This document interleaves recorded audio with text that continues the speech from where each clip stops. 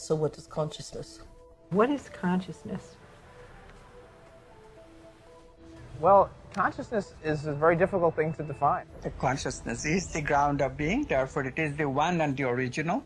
The chicken and the egg question, however, is very important.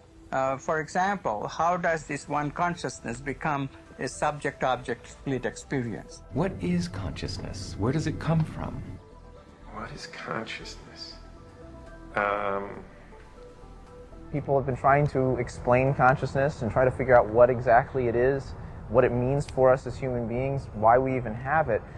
On a simple way of defining it is it has to do with awareness, and in particular it has to do with awareness of the self. That's at least how we as human beings have self-consciousness, so that when we look in a mirror we recognize that it's ourselves that we're looking at and not some other person or some other animal. There's quantum coherence among proteins in the brain to give us the unitary nature of self, how we have only one sense of self in our brains, despite the fact that there are processes going on all over the place within the brain.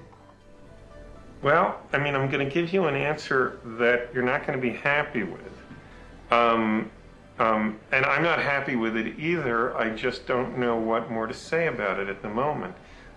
There is one can use all kinds of other words: awareness, self-awareness, sentience, feelings, what people call qualia in philosophy. These just seem to me synonyms for it. They're not elucidating what's going on at the bottom of it. Let it suffice to say this. I'm putting myself back on the border again.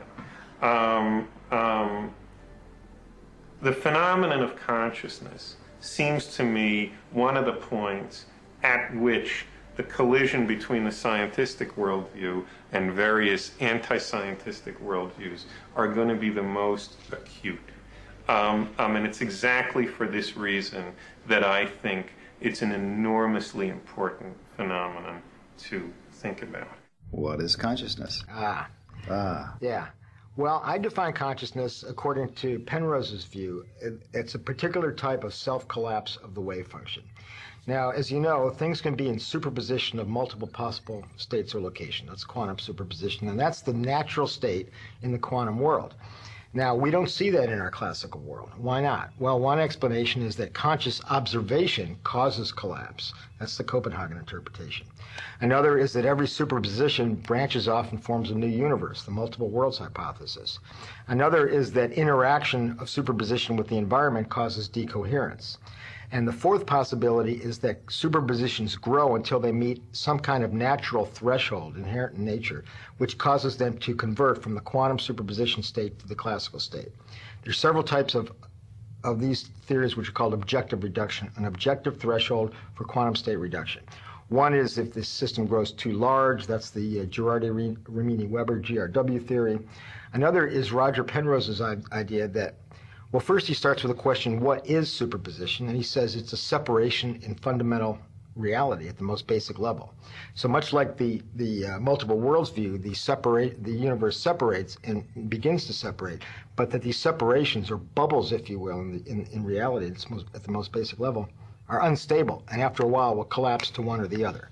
And that this type of collapse, this type of objective reduction that occurs due to this instability in the separation of the universe, is consciousness.